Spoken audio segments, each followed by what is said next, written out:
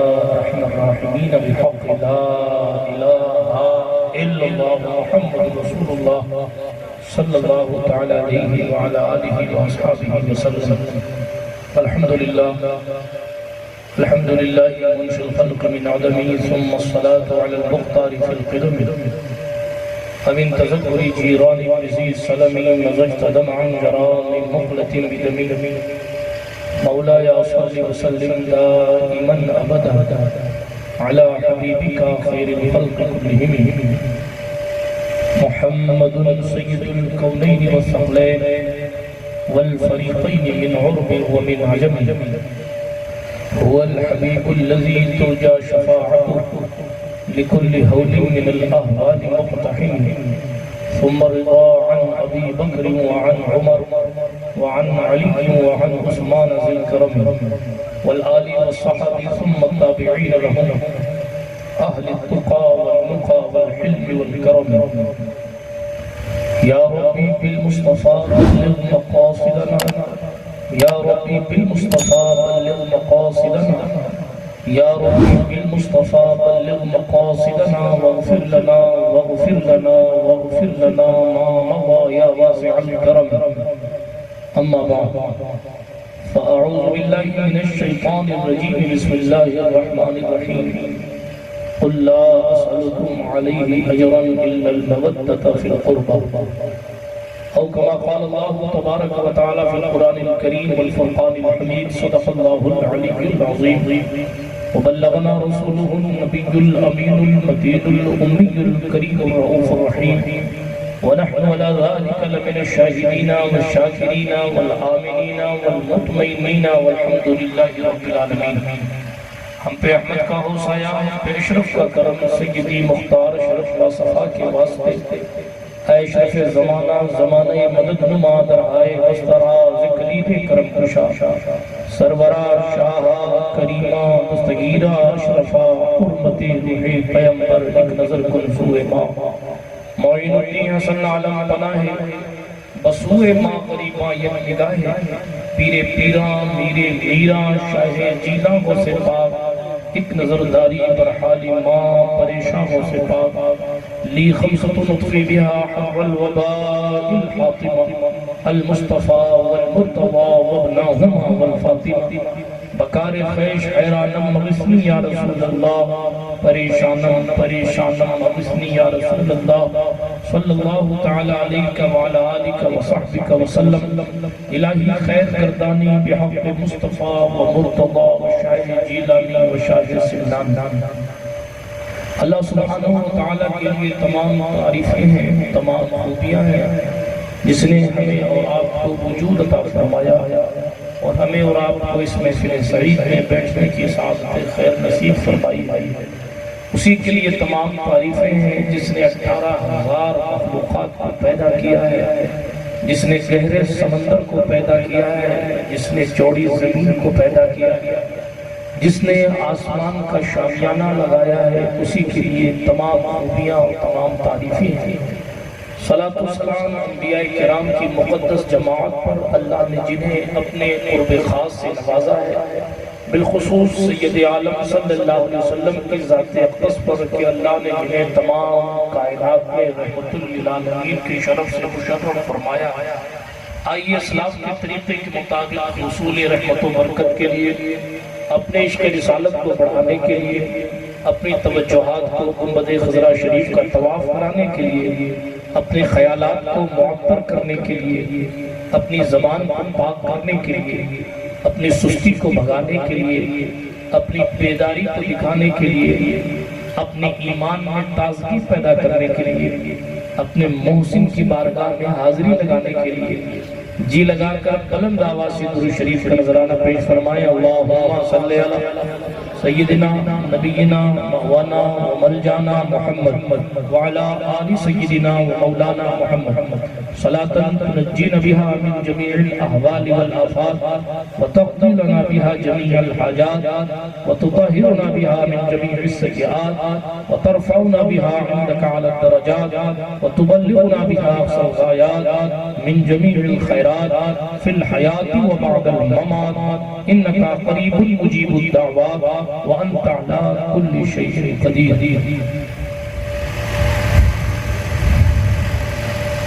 اس شہید بلا شاہ گلگوں قبا بے کسے دشت غربت پہ لاکھوں سلام،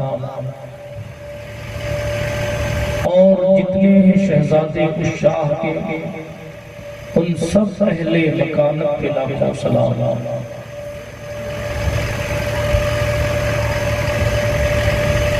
نگر نگر میں شہ مشرقین زندہ باد، علی کا لال زہرا کا چین زندہ باد، ہے جس کا پاک لہو بس وہی پکارے گا، ہر ایک کہہ نہیں سکتا حسین زندہ باد. پھر سے سن لیجئے شاید سمجھ میں آ جائے. ہے جس کا پاک لہو بس وہی پکارے گا، ہر ایک کہہ نہیں سکتا حسین، ہر ایک کہہ نہیں سکتا حسین زندہ باد. کوئی یزید کو کربلا میں لے آئے، کوئی یزید کو کربلا میں لے آئے، اسے بھی کہنا پڑے گا حسین زندہ باد. اب اس سے بڑھ کر شکست یزید کیا ہوگی، کہے یزید کا بیٹا حسین زندہ باد. حسین تیرے انتقام کی حد ہی نہیں، لفظ یزید گالی سے بدتر بنا دیا. لفظ یزید گالی سے بدتر بنا دیا. آپ کسی کو گالی دیں تو وہ صبر کر لیتا ہے، آپ کسی کو یزید کہہ دیں پھر دیکھیں کیا ہوگا. لوگ کہتے ہیں حسین کا بدلہ کس نے لیا، حسین کا بدلہ کیسے لیا گیا.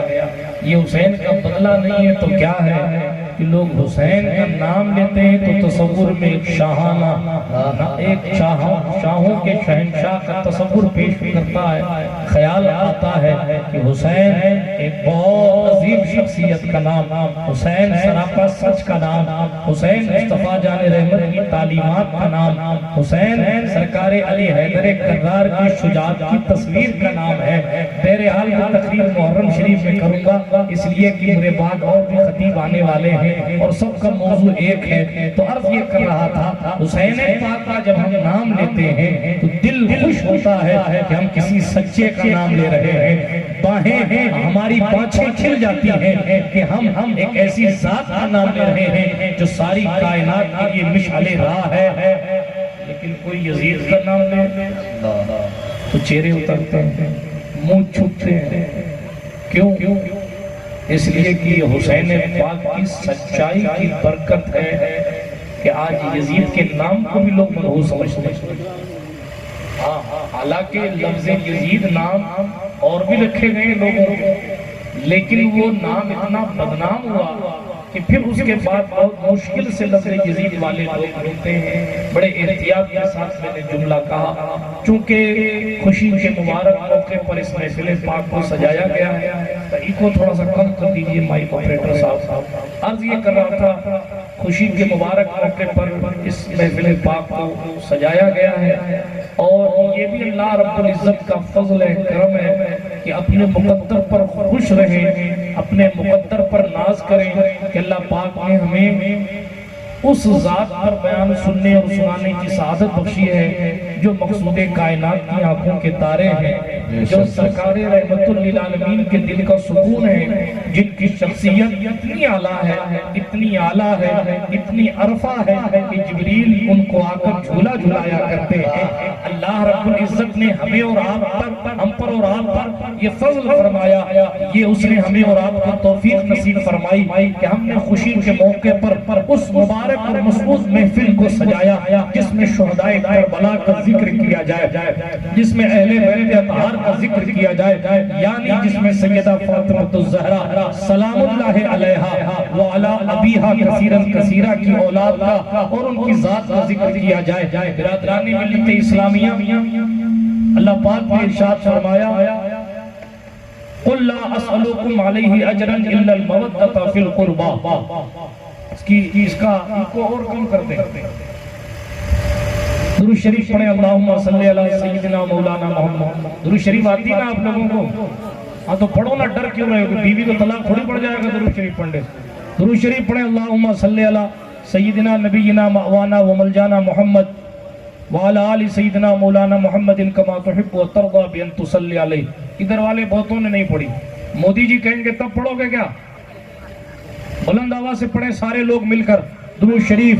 اللہم صلی علی سیدنا نبینا مأوانا وملجانا محمد وعلی آل سیدنا مولانا محمد عدد ما فی علم اللہ صلاۃ دائمۃ بدوام ملک اللہ. میں عرض یہ کر رہا تھا، بالکل ٹھیک ہے، اب اس پر اس کو رہنے دینا، چھیڑنا مت. عرض یہ کر رہا تھا یہ مقدر کی بات ہے، کوئی کسی کا ذکر کرتا ہے، کوئی کسی کا ذکر کرتا ہے، کوئی کسی کا ذکر کرتا ہے. اللہ پاک نے ہمیں اور آپ کو توفیق دی ہے کہ جلسے کا عنوان وسیم صاحب نے ایسا رکھا ہے کہ اس پر بات کرتے ہوئے دل خوش ہوتا ہے، روح کو سکون ملتا ہے، ایمان میں تازگی پیدا ہوتی ہے. اس لیے کہ جناب والا حسین نام لو تو غریب نواز خوش ہو جاتے ہیں، حسین نام لو تو شاہ سلیمان خوش ہو جاتے ہیں، حسین نام لو تو سرکار مخدوم اشرف خوش ہو جاتے ہیں، حسین نام لو تو وارث دیوا خوش ہو جاتے ہیں. حسین نام لیجئے نیچے سے لے کے اوپر تک، اللہ اکبر، ہر ذات خوش ہو جاتی. کیوں خوش ہو جاتی ہے؟ اس لیے کہ جناب والا جس کی ولایت کے ڈنکے بج رہے ہیں، اس کی ولایت کے ڈنکے اگر کسی کی خیرات میں بج رہے ہیں تو وہ خیرات حسین کے باپ علی حیدر کرار کی ہے. وہ امیر کشور ولایت ہے جس کے لیے مسکرا کر ولایت کا پروانہ علی دے دیتے ہیں، اس کی نسلوں میں بھی ولایت ناز کرنے لگ جاتی ہے. برادران ملت اسلامیہ، حسین ایک ایسی ذات کا نام ہے. حسین ایک جملہ کہوں، حسین وہ ہے جس کی نسل بھی بے مثال ہے، جس کی اصل بھی بے مثال.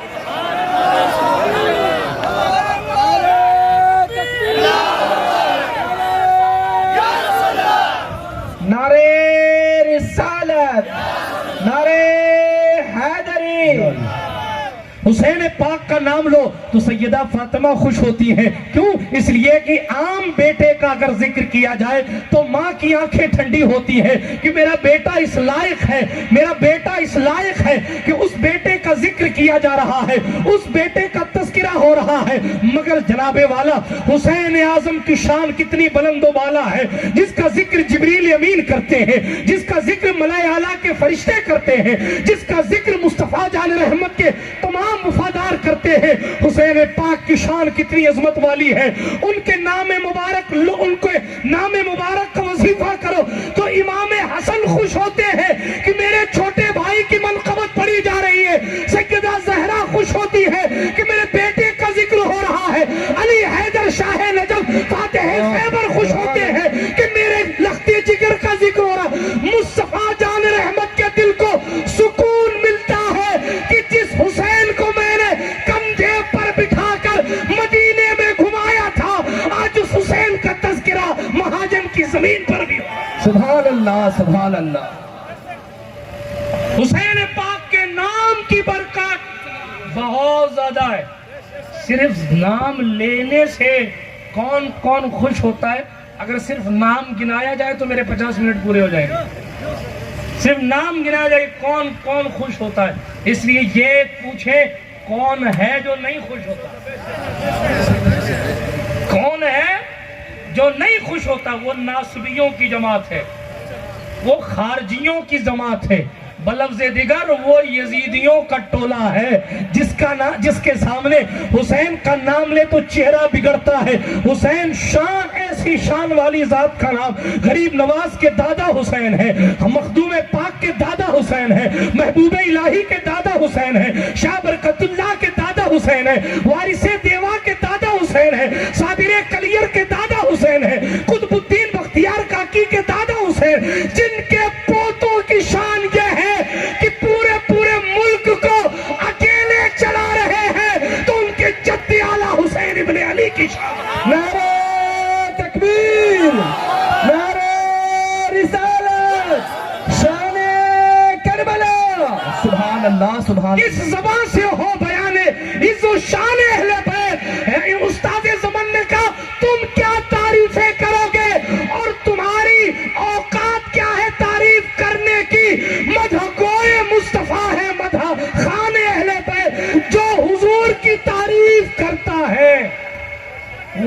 حسین کی بھی تعریف فرمائیں. کہاں کہاں لائیں گے آپ کہ کون تعریف کرتا ہے کون نہیں کرتا؟ تو یہ اپنے مقدر پر رشک کیجئے کہ حسین اور آل حسین کی بات کرنے کا اور سننے کا ہمیں اور آپ کو اللہ نے موقع نصیب کیا. سبحان اللہ سبحان اللہ. ہے بھی تو مہاجن نا یہ. ہاں توجہ ہے آپ کی. اب آیت کریمہ کی طرف آئیں کہ ٹکڑا پڑا سورہ شورا کا مشہور زمانہ. اے محبوب آپ فرمائے میں تبلیغ دین پر تم سے کوئی اجر کا مطالبہ نہیں کرتا، کوئی اجر کا مطالبہ نہیں کرتا، کچھ بدلہ نہیں چاہیے. میں نے 63 سال کی زندگی گزاری ظاہری، سالوں سال پتھر کھا کر پیروں میں کانٹے چبھ گئے اور قدمان ناز زخمی ہوئے. حضور نے گالیاں کھائیں دین کے لیے، مصیبتیں حضور نے جھیلی دین کے لیے، مشکلیں حضور نے جھیلی دین کے لیے سرکار مدینہ کی محنتیں. یہ ایک الگ عنوان ہے، اس پر ایک لمبی چوڑی تقریر ہو سکتی ہے، لیکن صرف ایک جملہ عرض کر کے آگے بڑھتا ہوں. جس کے اشارے سے چاند اپنے سینے کو چیر دیتا تھا، جس کی دعاؤں سے ڈوبا سورج پلٹ آتا تھا، جو کنکریوں کو بلوا دیتا تھا، جس کی بارگاہ میں پیر زمین چیر کر سلام پیش کرنے آتے تھے، جس کے بلانے پر جناب والا ڈوبا وہ سورج پلٹ آتا تھا، جس کی بارگاہ میں بکریاں آ کر سجدے کیا کرتی تھی، جس کے قدموں کو آ کر اونٹ چوما کرتے تھے، کنکریاں جس کا کلمہ پڑھتی تھی، پہاڑ کی چوٹیاں جس کو سلامی دیتی تھی. اللہ اکبر. وہ ہمارا نبی.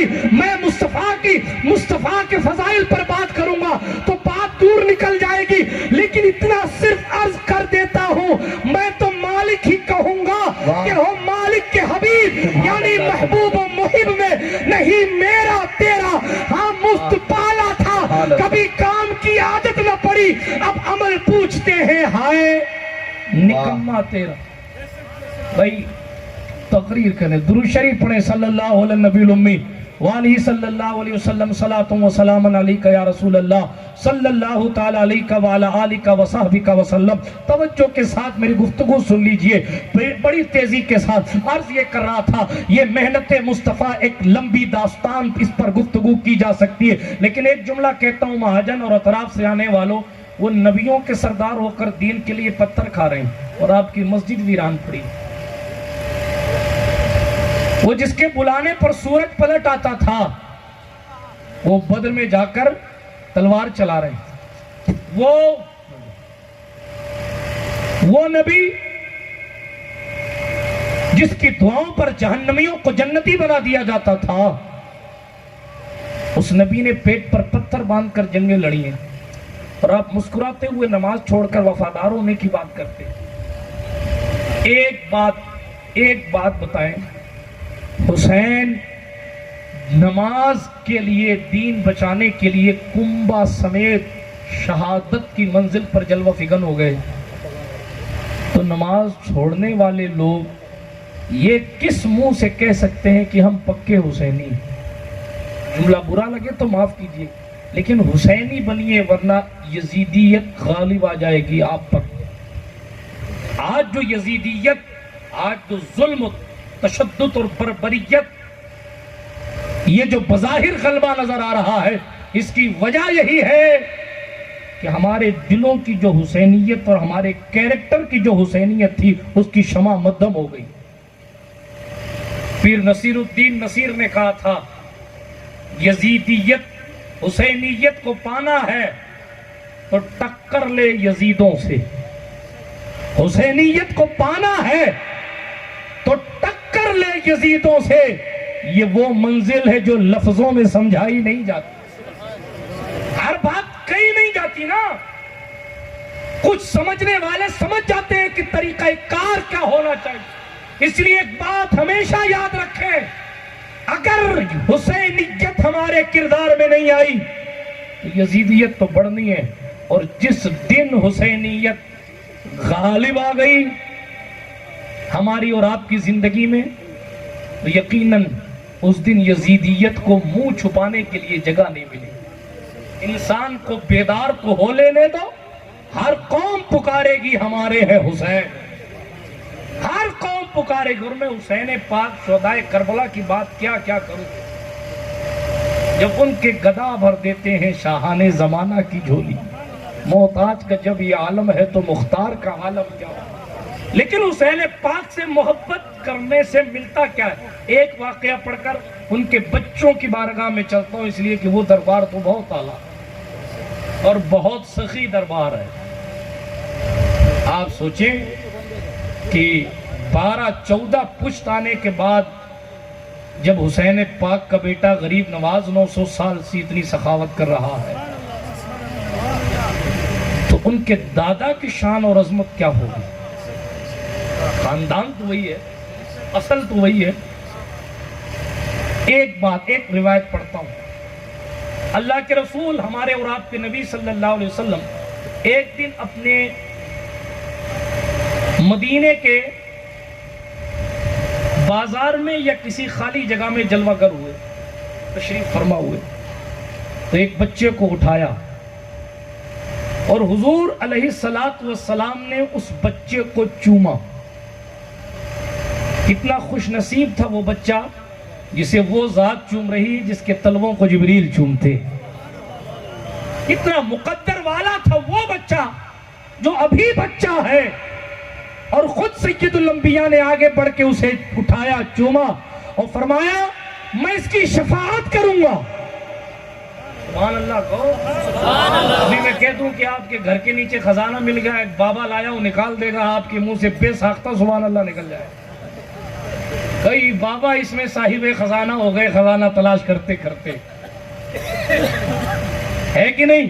لیکن شفاعت جن کی نزدیک اہمیت رکھتی ہے ان کی زبان سے تو سبحان اللہ نکلے گئی۔ شفاعت بہت بڑی بات، جہنم کی آگ سے بچ جانا کوئی چھوٹی بات۔ گرمی سے بچا کر کوئی آپ کو اے سی والی کار میں بٹھا دے، آپ کہتے اللہ تیرا بھلا کرے یار، تو نے مجھے گرمی سے بچا دیا۔ آپ اندازہ کریں کروڑوں مائل دور ہے سورج، تو ہماری یہ کیفیت ہے۔ جہاں سوا نیزے پر ہوگا اس وقت اگر کوئی اس دھوپ سے بچا سکتا ہے تو وہ زہرا کا بابا ہے۔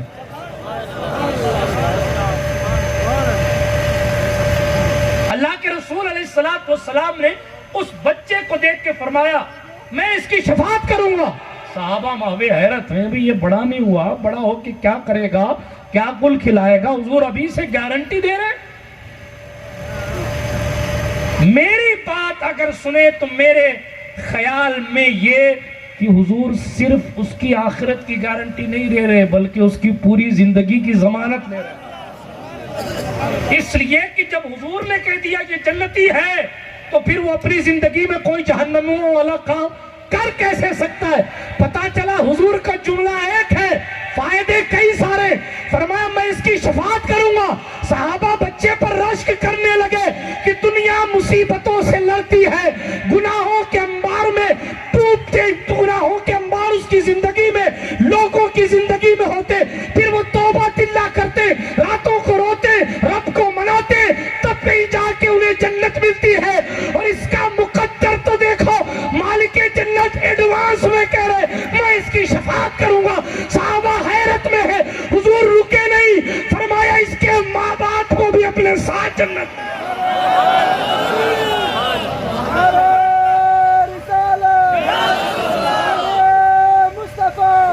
یا رسول اللہ اس نے کیا کیا ہے؟ یہ تو بچہ ہے، تہجد گزار بھی نہیں تھا، اس نے تو روزے بھی نہیں رکھے تھے، اس نے تو کوئی حج نہیں کیا، بھی تو بالغ نہیں ہوا، پھر عمل کون سا کیا کہ حضور نے گارنٹی دے دی؟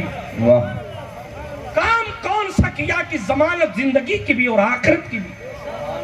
ایسا کون سا کام تھا کہ خود بھی نب گیا، ماں باپ کو بھی جنت میں لے جاؤ؟ سبحان اللہ، سبحان اللہ۔ حضور نے فرمایا ابھی میں جب باہر آ رہا تھا نا تو یہ بچہ میرے حسین کے ساتھ کھیل رہا تھا، میرے حسین کے ساتھ کھیل رہا تھا۔ آج صدیوں بعد لوگ کہتے ہیں یار سیدوں کی اتنی تعظیم کیوں ہوتی ہے، لوگ ان کے ہاتھ کیوں چومتے، لوگ ان کے آنے پر کھڑے کیوں ہوتے؟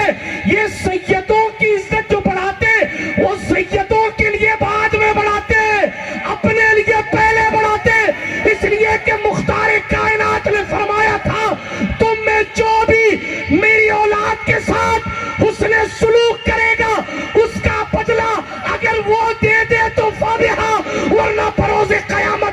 سعودی عربی فاطمہ کے ہر بچے کے ساتھ حسن سلوک کرنے والے کو خود بدلا دے. واہ یا حسین.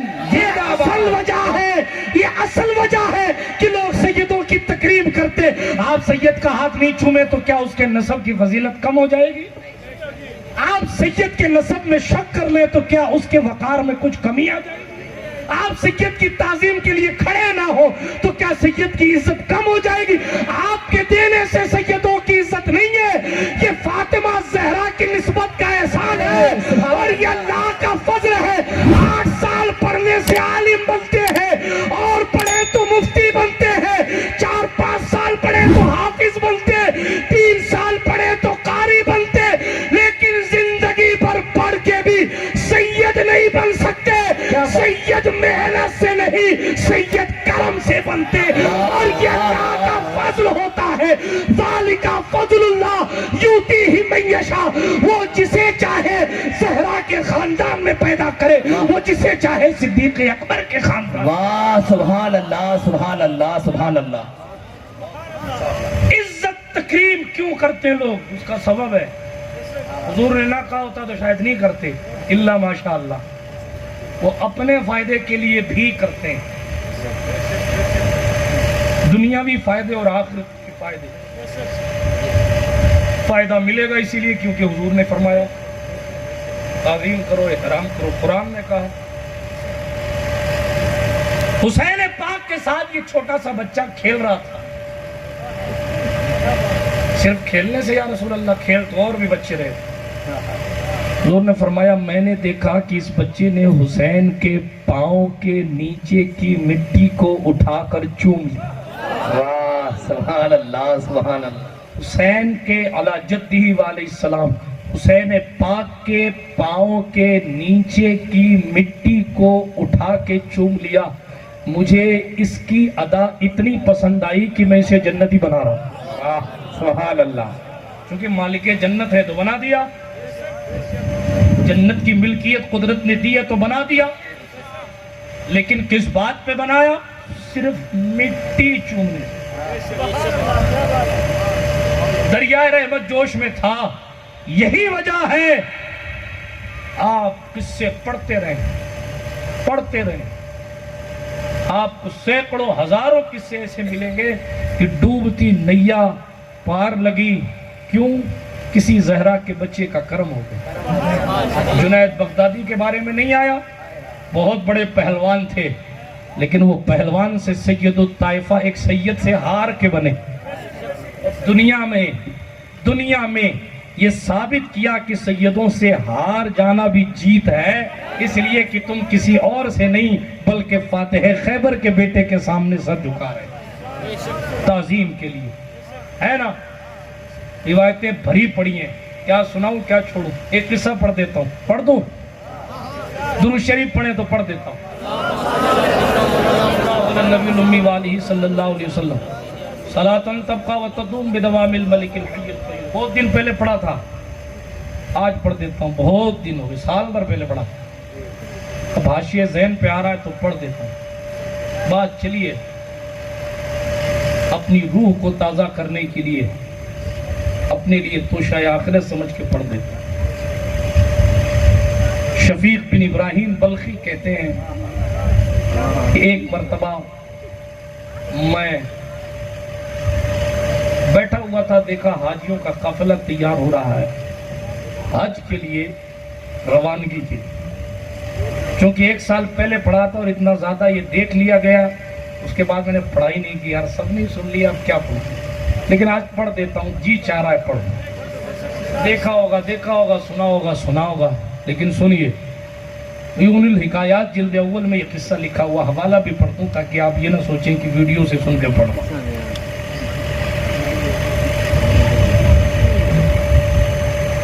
شفیق بن ابراہیم بلخی کہتے ہیں لوگوں کا جماوڑا میں نے دیکھا کہ لوگ جا رہے ہیں حج کے لیے. بلخ میں، خراسان کا ایک شہر ہے،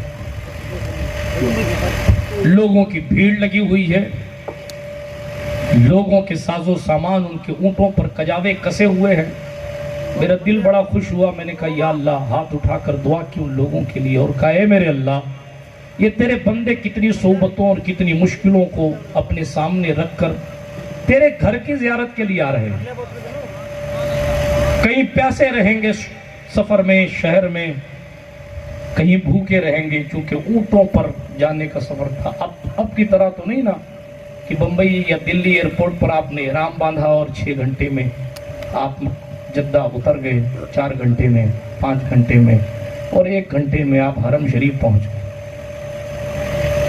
وہ دور تھا کہ کئی مہینے لگتے تھے. لوگ اونٹوں پر سوار ہو کر بلخ سے مکہ مکرمہ کے لیے روانہ ہونے کے لیے تیار. بہرحال شفیق بلخی کہتے ہیں میں نے دعا کی تمام حاجیوں کے لیے، جانے والوں کے لیے، عازمین حج کے لیے، اے اللہ ان کی حج کو قبول فرمانا، ان کی عبادتوں کو قبول فرمانا. تیرے بندے تیری رضا کے لیے کتنی محنتیں کر کے سفر کا سامان تیار کر کے تیرے گھر کے لیے روانہ ہیں، میرے اللہ کرم فرمانا.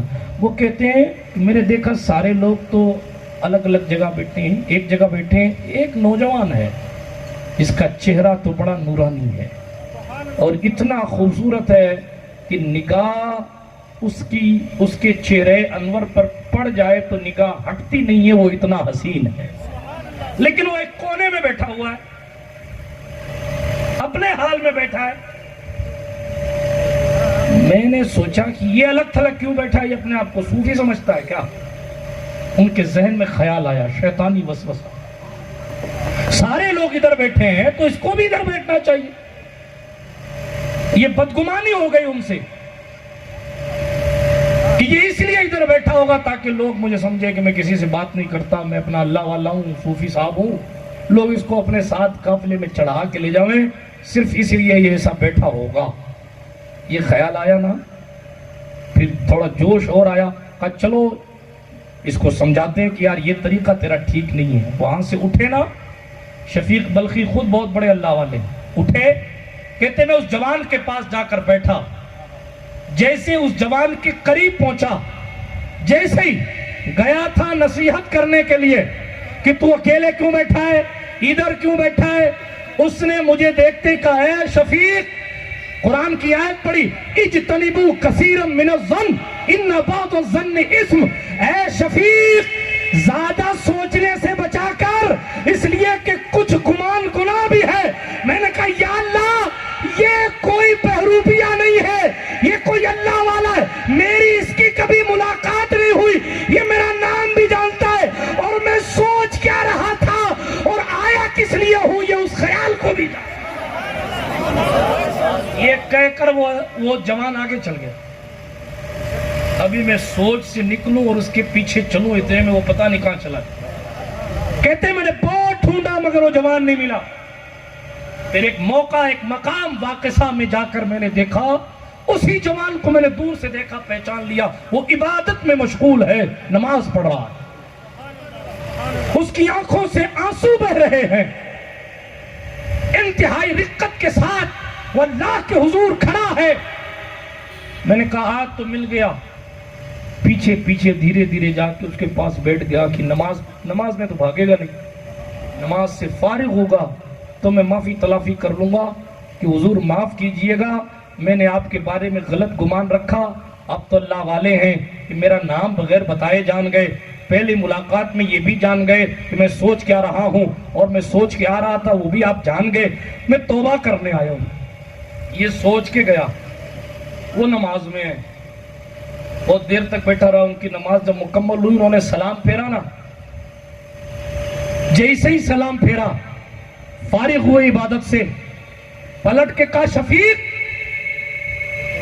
وَإِنِّي لَغَفَّارٌ لِمَنْ تَابَ وَآمَنَ وَعَمِلَ عَمَلًا صَالِحًا ثُمَّ اهْتَدَىٰ او کما قال اللہ تعالیٰ فی القرآن الکریم. پھر قرآن کی آیت پڑھی، سوچ کی آیت ہے کہ توبہ کروں گا ان کے ہاتھ پہ جا کے، اور وہ جواب میں کہہ رہے ہیں یہ قرآن کی آیت پر اللہ فرماتا ہے بے شک میں ضرور اس شخص کو بخش دوں گا جو توبہ کر لے گا، ایمان لائے، اچھا کام کرے اور پھر ہدایت پر رہا، میں اس کو بخش دوں گا، اللہ فرما رہا ہے. یہ کہہ کر وہ جوان پھر آگے چلا گیا. میں نے کہا یا اللہ یہ پھر چلا گیا. لیکن یہ ہے ابدالوں میں کہ 2 بار ایسا ہو گیا کہ ادھر سوچا ادھر بتا دیا. کہتے ہیں وقت گزرتا رہا، پھر نہیں ملا، منزل طے ہوتی رہی، مقام ربال میں پہنچا، وہاں ہمارے قافلے نے پڑاؤ ڈالا ہوا تھا، سارے لوگ اترے ٹھہرے، پڑاؤ ڈالا ہوا تھا۔ اب مقام ربال میں پہنچ کر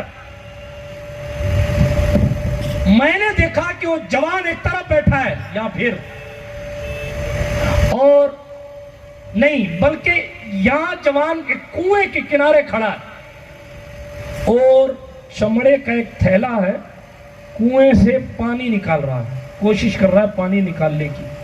اتنے میں اس کے ہاتھ سے تھیلا چھوٹ گیا اور وہ تھیلا پانی کے اندر گر گیا۔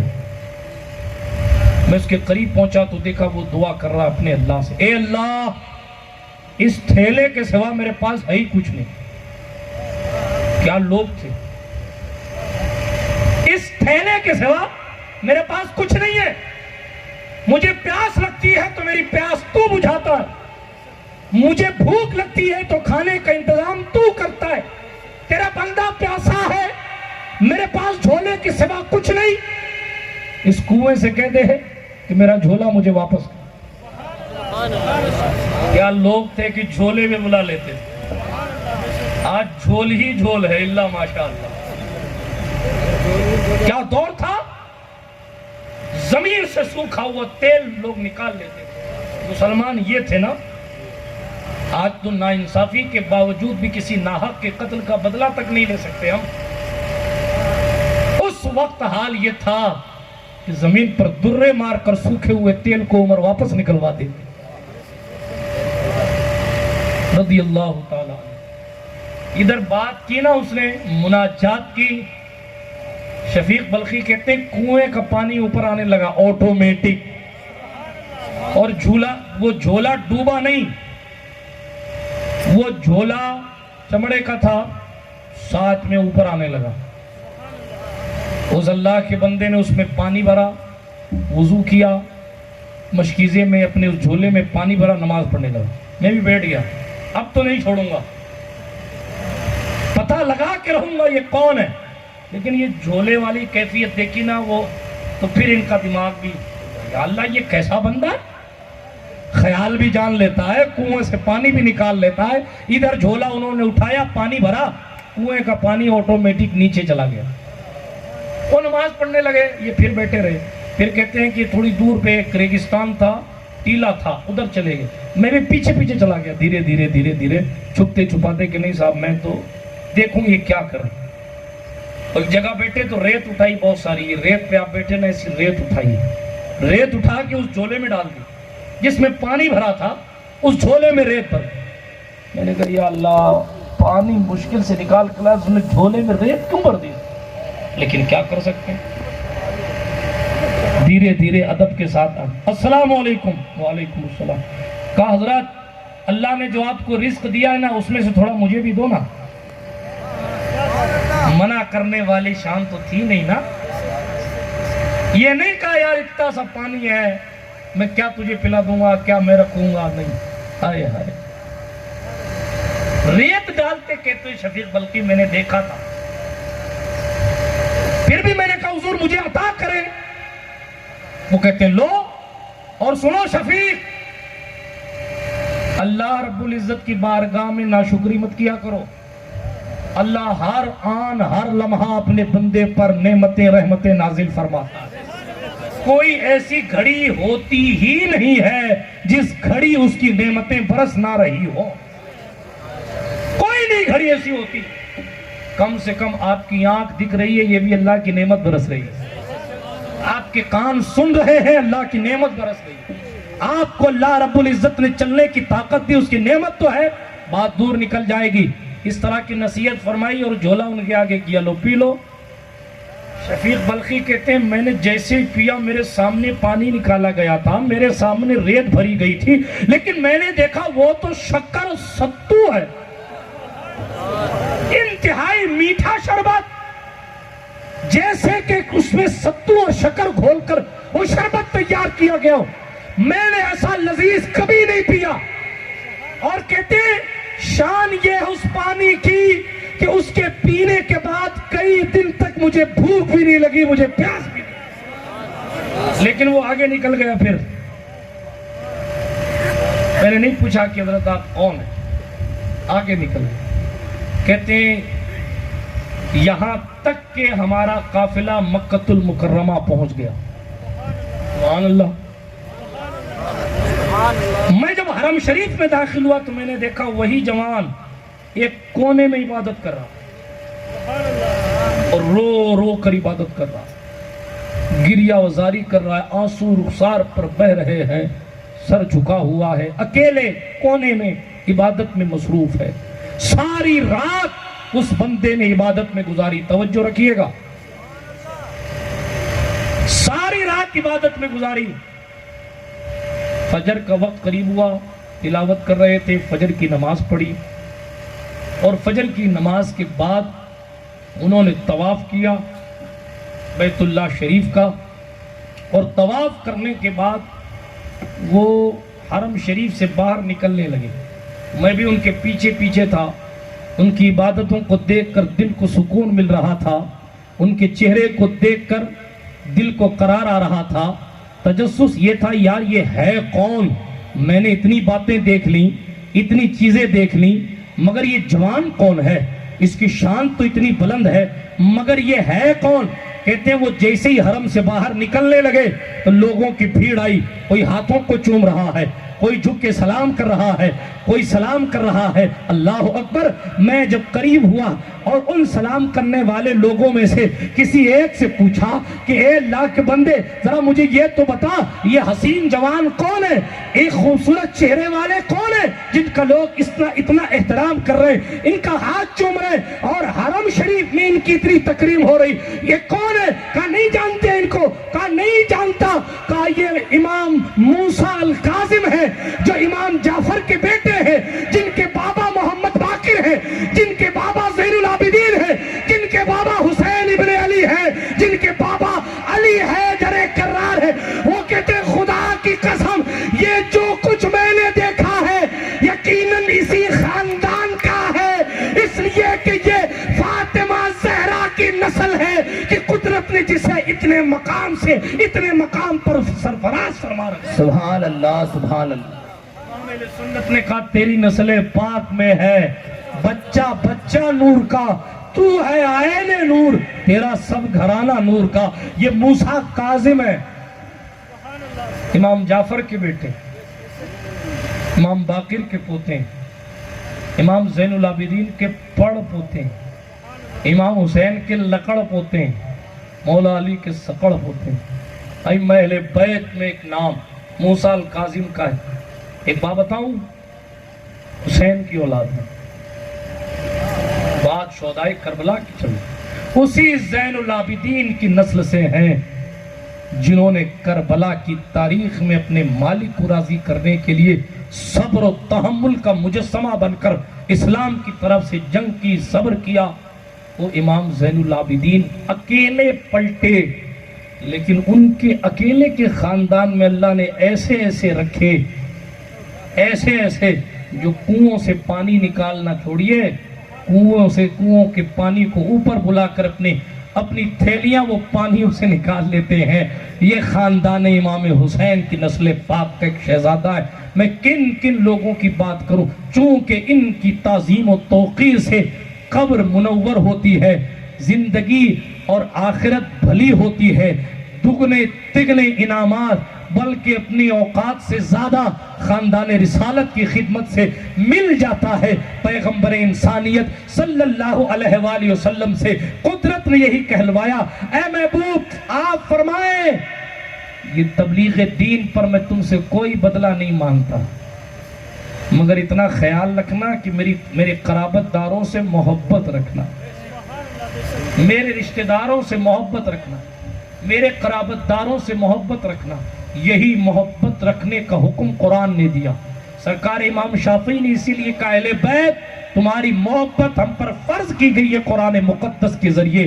اس آیت کریمہ کے ذریعے برادران ملت اسلامیہ عرض یہ کر رہا تھا، پیغمبر انسانیت صلی اللہ علیہ وآلہ وسلم کے خاندان کو اللہ نے بے مثال بنایا. کیوں بنایا؟ اس لیے کہ حضور کا خاندان ہے. اس کا نبیوں کے سردار کا خاندان. تو جب نبیوں کے سردار کے خاندان کو اللہ پاک نے عزت دی تو اس شان کے ساتھ دی کہ سارے خاندانوں کی سرداری اپنی جگہ مگر فاطمہ زہرا کے خاندان کی شان اپنی. ایک بات اور کر کے اپنی گفتگو کو اختتام کی سرحد تک لے کر جاتا ہوں. یہاں یہ بات سمجھ آئی کہ اللہ کے رسول صلی اللہ تعالی علیہ وآلہ وسلم خوش ہوتے ہیں جب بھی کسی بھی حضور سے نسبت رکھنے والی ذات کی توقیر و تعظیم ہوتی. اس پر کئی قصے ہیں. میں وہ قصہ بھی سنا سکتا ہوں جس میں غیر مسلم مسلمان ہو جاتے ہیں بچیوں کی خدمت سے. وہ قصے بھی سنا سکتا ہوں. میں کون سے قصے سناؤں؟ ایک سنا دیتا ہوں. اجازت ہے سنا دوں؟ سادات سے محبت پر دگنا انعام ملتا ہے دنیا میں بھی. اعلیٰ حضرت امام اہل سنت کی بھی عادت تھی کہ وہ سیدوں کو جب نذرانہ پیش کرتے تھے تو ڈبل پیش کرتے تھے. تو سادات کی خدمت پر انعام زیادہ ملتا ہے. توجہ ہے آپ کی؟ نہیں ہے توجہ؟ ہاتھ اٹھا کر کہیں یا حسین. جن کے نیچے رہ گئے وہ کیا آڈوانی کے نام کا نعرہ لگائیں گے کیا؟ ہاتھ اٹھا کر ایمانداری سے کہیں یا حسین. وہ جو بیچ میں 2-4 بیٹھے ہیں وہ کب لگائیں گے؟ 2024 کے بعد. پھر سے وہ عورتوں کو چھوڑ کر کرسی والوں کی کرسیاں چھن جائیں گی اگر حسین کا نام چھوڑ دیں گے تو. کئی یزید کی نہیں بچی تو آپ کی کیسی بچے گی؟ ہاں، اس لیے کرسی پہ ہو یا زمین پہ ہو حسین پاک کے نام پہ نہ کل کوئی کمپرومائز تھا نہ آج کوئی کمپرومائز. ہاتھ اٹھا کر گئے یا حسین. ہاں، یہ حسینیوں کا لیول ہونا چاہیے. بات سمجھ آ رہی ہے آپ کو؟ آگے بڑھتا ہوں. میں حسین پاک کے خاندان کے شہزادوں کی تکریم کی بات کر رہا ہوں. حسین کی عظمت تو بہت بلند و بالا. ہمیں مخدوم پاک کی خدمت میں بلی رہ جائے تو اس کا معاملہ عالی ہو جاتا ہے. خدمت تو بہت بڑی چیز ہے. سیدوں کی خدمت تو بہت بڑی چیز. حسینیوں کی خدمت تو پھر بہت بڑی چیز. غور فرمائے. سلطان غوث العالم تارک السلطنت قدوۃ الکبریٰ محبوب یزدانی میر کبیر سلطان سید محمد اوحد الدین مخدوم سید اشرف جہانگیر سمنانی کی خدمت میں جانور رہ کر بھی جناب والا ہوشیار ہو جاتے. آپ جائیں شاہ عالم سید سراج الدین بخاری رحمت اللہ تعالی علیہ، یہ بھی امام حسین کی اولاد سے. ان کے والد قطب عالم وہ بھی امام حسین کی اولاد. ان کے جد اعلیٰ سید جلال الدین بخاری وہ بھی قطب عالم کی اولاد، وہ بھی امام حسین کی اولاد سے. آپ ذرا پڑھیں حسینی خاندان. یہ کون شاہ عالم؟ مٹھو طوطے کو حافظ قرآن بنا دیتا حسین کا بیٹا. جو جانوروں کو قرآن کا حافظ بنا دیں. جب نسل میں اتنی طاقت موجود ہے تو اصل میں کتنی طاقت موجود ہے. میں کس ولی کی بات کروں اور کس کو چھوڑ دوں؟ حضرت سرکار مخدوم اشرف جہانگیر سمنانی کا قصہ پڑھ دیتا ہوں. حضرت گئے تھے بنارس. وہی جو پردھان منتری جی کا کاریہ چھیتر ہے وہیں سے لڑ کے جیت کے آئے نا بنارس. عبداللہ بنارسی مخدوم پاک کے مرید تھے. مخدوم پاک نے ان کے یہاں قیام فرمایا. پڑوس میں دوسرے مذہب کی عبادت گاہ تھی تو پجاری صاحب ملنے لگے. کوئی بات نہیں. اسلام یقیناً انسانیت کو اور جناب والا مانوتا کو عام کرنے کا تصور پیش کر. مخدوم پاک نے دوسرے مذہب کے پجاری سے بات کی، ملاقات کی. بات بھی ہوتی رہی لیکن معاملہ تھوڑا سا گڑبڑ کر دیا انہوں نے. اور انہوں نے بات میں سلطان غوث العالم کی عاجزی اور سرکار مخدوم پاک کے انداز گفتگو کو پتہ نہیں کیا سمجھا. انہوں نے یہ دعویٰ کر دیا ہمارے والے سچے، ٹھیک، تمہارے والے جھوٹے. یہاں کے بعد گڑبڑ ہو جاتی. آپ اپنا مانو ہم اپنا مانو. تم تمہارا کام کرو ہم ہمارا کرتے ہیں. آپ یہ کہیں کہ صاحب آپ غلط ہیں تو یہ غلط بات ہے. تو بات یہی ہوئی وہاں کہ حضرت مخدوم پاک سے ان صاحب نے کہہ دیا یہ ہمارے سچے ہیں، آپ والا معاملہ ٹھیک نہیں ہے. ابھی تک تو حسن پاک کا تحمل تھا، اب حسین کا جلال آ گیا. اب فرمانے لگے یہ جتنے ہیں نا، یہ جتنے ان کو اپنے نبی کا کلمہ پڑھوا دوں تو یہ بولتے نہیں ہیں، کام حسینی ہے، اچھے اچھوں کو بلوا دیتے ہیں، یہ بولتے نہیں ہیں۔ کچھ جملے میرے ہیں بحیثیت خطیب، یہ بولتے نہیں ہیں، مفہوم پیش کر رہا ہوں، ہاں امانت داری ہے، یہ بولتے نہیں ہیں۔ مخدوم پاک نے کہا ہم اپنے نبی کا کلمہ پڑھوا سکتے ہیں، مانو گے؟ پڑھ لیں گے تو مانیں گے۔ سلطان نے فرمایا او پتھرو ادھر آؤ، ادھر آؤ اور میرے محبوب کا کلمہ سناؤ۔ حضور علیہ السلام کے قدموں کی خیرات سے حسین پاک کی نسل میں آنے والا یہ شہزادہ اللہ الصمد 800 سال بعد ان کی طاقت، حسین پاک کے تقریباً 800 سال بعد بھی ان کی طاقت یہ کہ ان کے معبودوں کو جلایا اور اپنے تک بلایا اور محبوب کا کلمہ پڑھوایا اور پلٹ کر کہا ہم حسینی ہیں۔ میں نے کہا سلطان جب آپ بھاٹوں کو بلوا سکتے ہیں تو حسین فرات کو بھی بلا سکتے تھے، لیکن بات اتنی تھی کہ حسین نے طاقت نہیں دکھائی، طاقت بچوں کے لیے چھوڑ دی تاکہ سینکڑوں سال بعد بھی میرے بیٹے کبھی ساگر کو گاگر میں بھر کے، کبھی پانی کو قادیات دلا کے، کبھی پتھروں کو جلا کے، کبھی پتھر بنا کے دنیا کو بتائیں جب پوتوں کی شان یہ ہے تو دادا کا مقام کیا ہوگا۔ کرو کہ حسین نے جلال سے کام نہیں لیا، ورنہ غریب نواز نے جب انا ساگر کے کنارے لوگوں کو پتھر بنا دیا تو حسین کربلا میں بھی 22,000 کو پتھر بنا سکتے تھے، لیکن وہاں طاقت دکھانا نہیں استقامت دکھانا مقصود تھا اور سید الشہداء بننا تھا۔ چونکہ وہاں گئے ہی شہید ہونے کے لیے تھے اس لیے انگلیاں نہیں نچائی، ورنہ جس کے نانا کے اشارے پر سینہ جان چاک کرتا ہے اس کے بلانے پر فرات بھی ایسی بار لاتا کہ یزیدیت کا لشکر یوں ہی بہ جاتا۔ لیکن بتایا کہ دنیا آنے والے وقت میں اس بات کا اقرار کرے، چاہے تو اشاروں سے اپنے کایا ہی پلٹ دے دنیا کی، یہ شان ہے خدمت کاروں کی تو سرکار کا عالم کیا۔ نعرہ تکبیر، نعرہ رسالت، شان اولیاء، سبحان اللہ سبحان اللہ۔ خدمت پر بہت کچھ ملتا ہے، بہت کچھ، ولایت بھی مل جاتی ہے خدمت پر، ولایت بھی، بہت سارے واقعات ہیں۔ میں یہ پڑھ دوں، کوئی آیا نہیں ابھی تک، پڑھ دیتا ہوں۔ درود شریف صلی اللہ علیہ نبی الامی وعلی آلہ وصحبہ وبارک وسلم صلو علیہ صلاۃ تبقى وتدوم بدوام الملک الحی القیوم۔ توجہ، ابو عبداللہ کہتے ہیں، خالی پیسہ کہتے ہیں، تقریر نہ سنیں۔ ابو عبداللہ کہتے ہیں، آپ مفتی شمس الدین صاحب کی سنیے گا۔ ابھی میں توجہ کے ساتھ اپنی گفتگو کو آگے بڑھاتا ہوں۔ ابو عبداللہ واقدی قاضی کہتے ہیں ایک دور ایسا آیا کہ تنگی بہت زیادہ تھی، برا مت مانیے، تنگی بہت زیادہ تھی، اور اس تنگی کی وجہ سے ہمارا پاس عید کے لیے بھی کوئی انتظام نہیں تھا۔ توجہ ہے آپ کی؟ نہیں ہے شاید۔ تو عید بھی قریب آ رہی تھی، وہ کہتے میری خادمہ میرے پاس آئی، اس نے کہا پیسے گھر میں ہے نہیں، عید کیسے منائی جائے گی؟ حضرت تشریف لے آئیں، کھڑے ہو کے استقبال کر لیں، کھڑے ہو جائیں، کھڑے ہو جائیں۔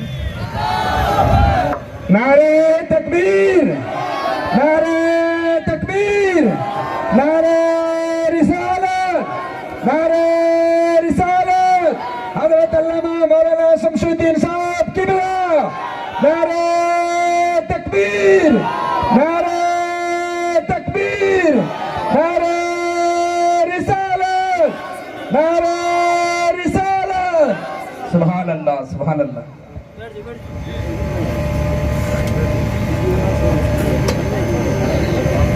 تشریف رکھیں اور درود شریف پڑھ لیں جلدی سے۔ اللہم صلی علی سیدنا محمد وعلی آلہ وصحبہ وبارک وسلم صلو علیہ صلاۃ و سلام علیک یا رسول اللہ صلی اللہ تعالیٰ علیہ وعلیٰ آلہ وصحبہ وسلم۔